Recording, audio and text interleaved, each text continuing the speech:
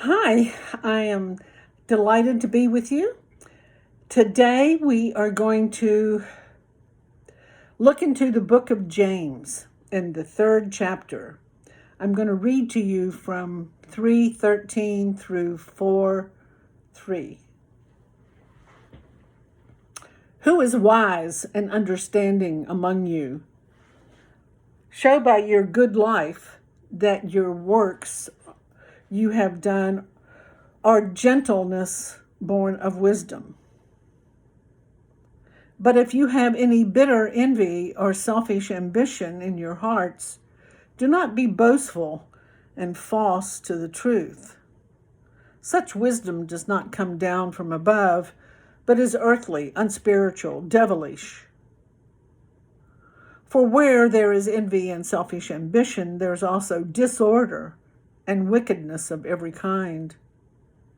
But the wisdom from above is pure, then peaceable, gentle, willing to yield, full of mercy and good fruits, without a trace of partiality or hypocrisy. And a harvest of righteousness is sown in peace for those who make peace. Those conflicts and disputes among you, where do they come from? Do they not come from your cravings that are at war within you? You want something and you don't have it, so you commit murder.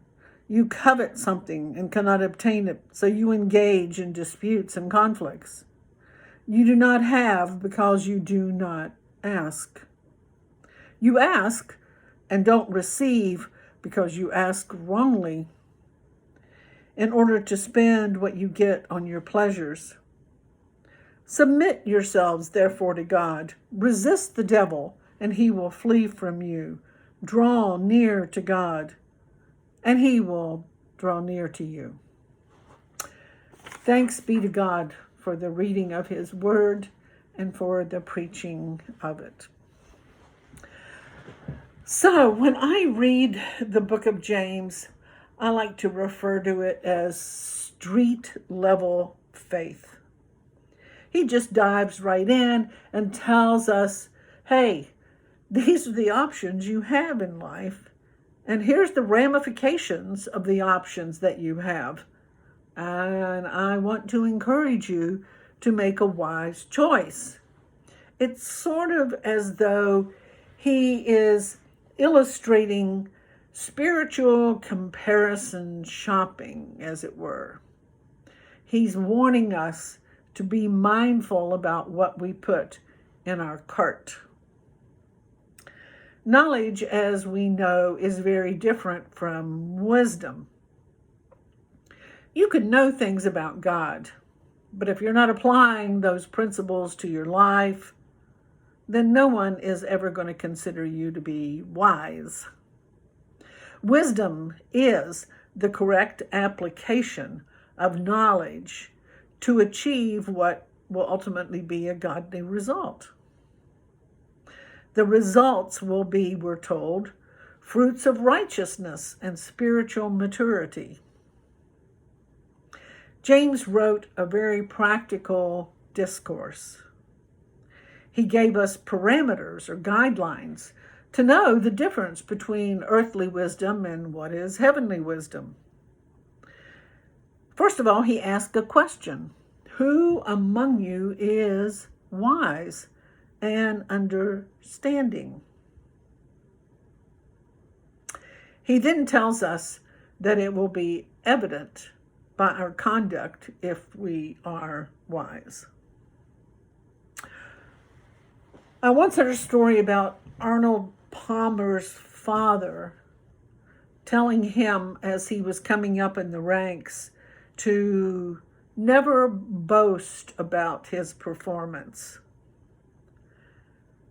that his abilities were his abilities, and that he only needed to go out and just show, but not tell. And so that's what James is calling earthly wisdom when you have to boast. And it is heavenly wisdom when you show and don't have to tell. According to the worldly standards and ways of thinking, they apply to our senses. That kind of wisdom applies to our senses and our emotions. You decide what you want to do according to what feels right for you, allowing you to be judge of what is right rather than God. This is the wisdom possessed by the devil and his angels. The result of this wisdom is bitter jealousy, boasting, deceitfulness, all of which will result in chaos and every evil practice.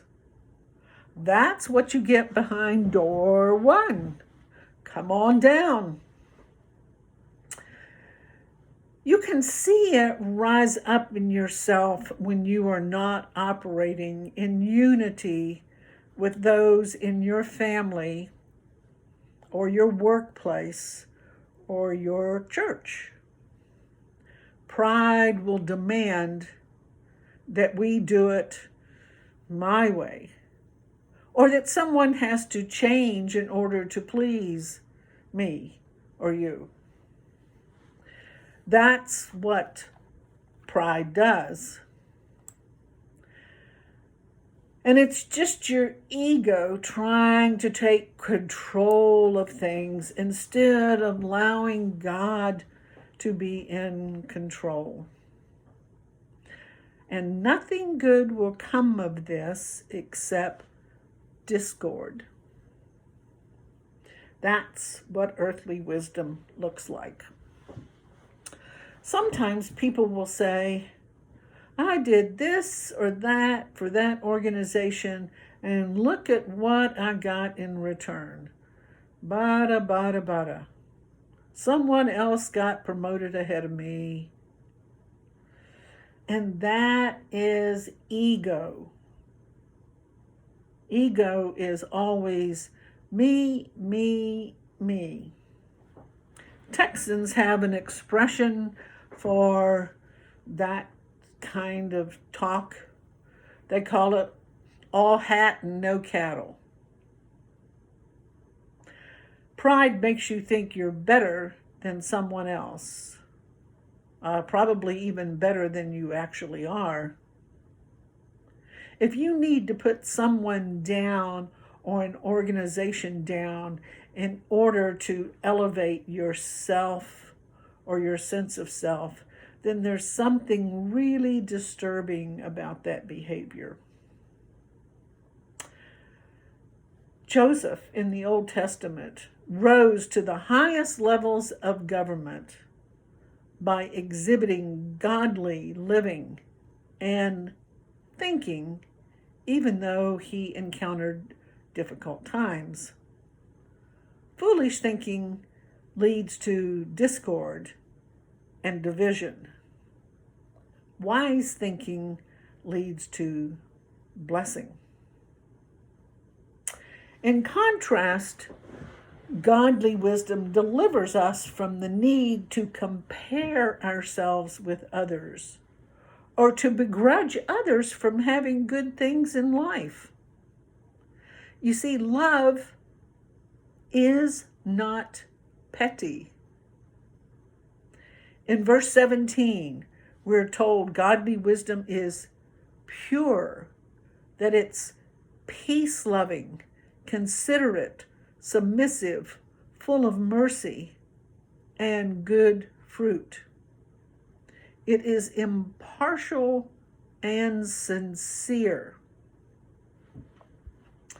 An interesting fact about the word sincere is that it comes from the world, the ancient world of pottery.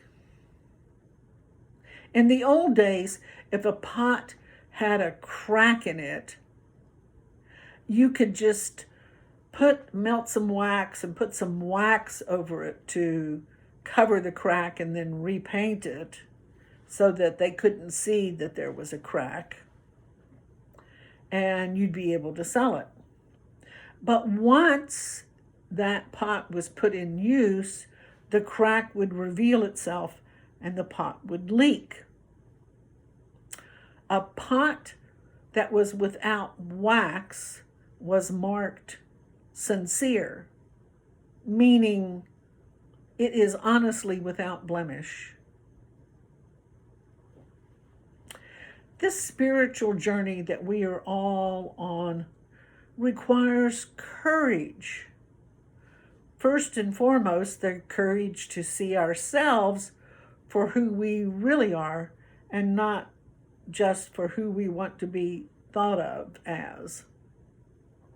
It means we have to purposely set an intention to want to grow in grace and in wisdom.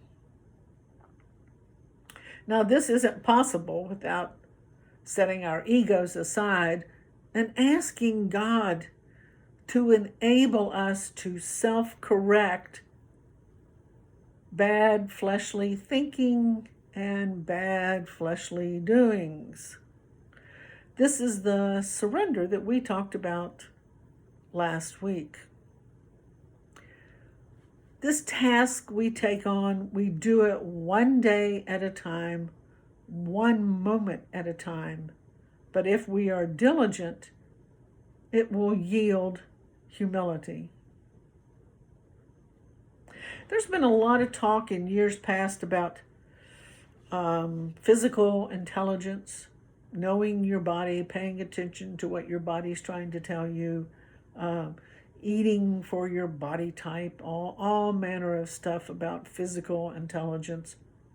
In more recent years, there's been a lot of talk about emotional intelligence. But I am here to tell you, if you do not have spiritual intelligence, i.e. wisdom, then your cart is virtually empty. Heavenly wisdom is pure because it is right in line with God's will. And it will always direct us to do the right thing. It's peaceable and willing to yield. We read in Romans 12:18, to hold firm to the truth, and let us make every effort to be at peace. I guess that's an admonition to always allow your speech to be seasoned with love. Heavenly wisdom, we are told, is gentle. It's not rigid and combative. Interestingly enough, you never have to engage in a disagreement just because you're invited to one. Sometimes it's more prudent just to say something neutral, like, well, you might be right. Or, thanks for sharing your thoughts. Sort of takes the wind out of the sails of the argument. In addition, James says that wisdom is full of mercy. As we said, just because somebody is being offensive does not mean that you have to pick up that offense. The offense tells you more about the offender than it does you who they are offending. You see, mercy trumps the need to have to judge the offender, condemn them, or the need to show them how wrong they are and how right you are. Remember, those who are merciful will receive mercy. That's what we're told in the Beatitudes. Mercy sees the pain behind the behavior and wants to be a balm, a healing agent. Employing all of these fruits, all of these virtues, will yield good fruit. See, it shows that you indeed are a doer of the word and not a hearer only. How do we get this kind of wisdom?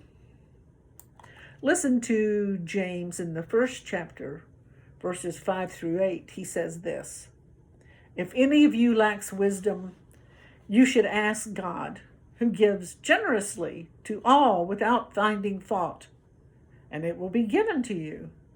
But when you ask, you must believe and not doubt, because the one who doubts is like the wave of the sea, blown and tossed by the wind.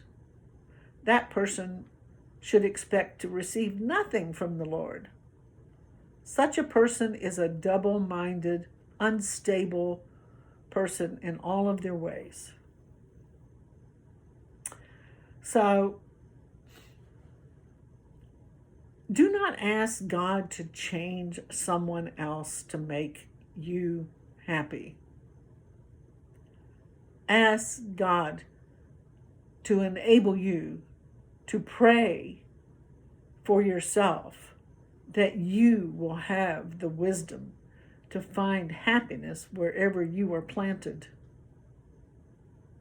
Your thinking and your behavior, not your circumstances, determine your happiness. What a revolutionary God we serve. And all God's children said, Amen.